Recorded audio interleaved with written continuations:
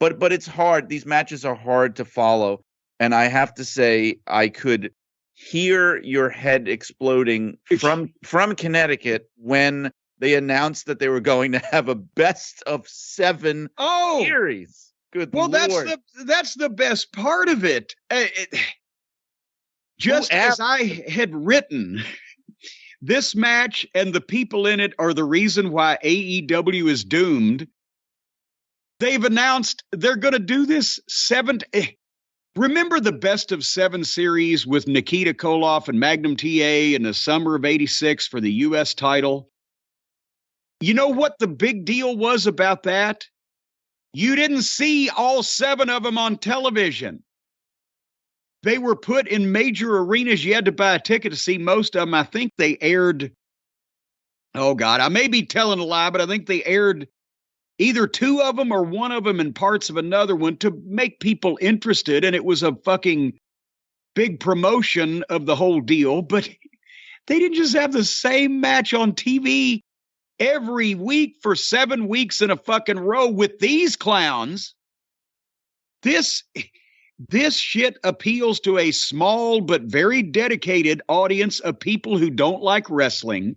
They like fucking stunts and flips. And this cannot and never will sell mainstream. There's no content to it. What this is, if this was the music business, you've got a bunch of singers that can't stay in pitch and can't hit all the notes, and you got musicians that are far from virtuosos at their instruments, but can kind of hang with a simple tune. And as long as they play long and loud, and they've got one catchy hook that they repeat over and over and over, you might can sell that record for a little while. Yeah, but I mean, they have their you're not going to be a rock and roll Hall of Fame band. No, they have their fans. They have the people that eat this stuff up. And I've watched a few of these pay-per-views with large groups of people on occasion when I'm allowed out of the house, as I said.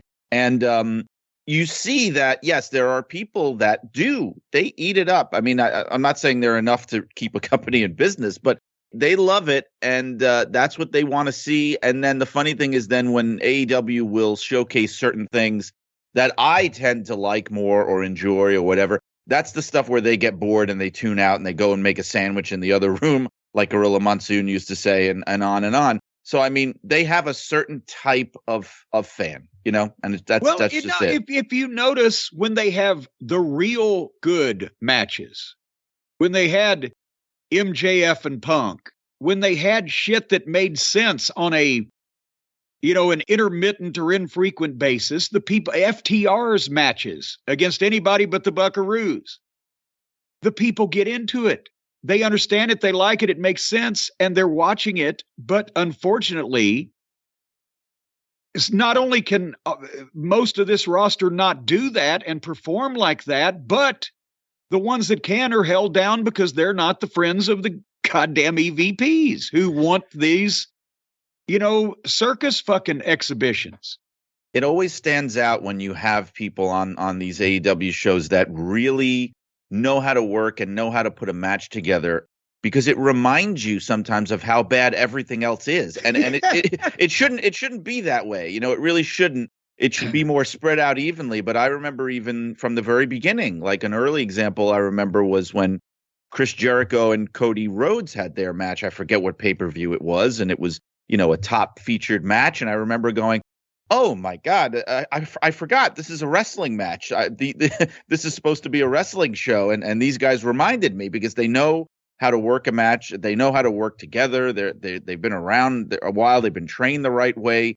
And it kind of shits on everything everybody else is doing, Well, and I still don't know for a classic pro wrestling match they've ever topped Cody versus Dustin on that first show. Yeah. But nevertheless, moving on this show,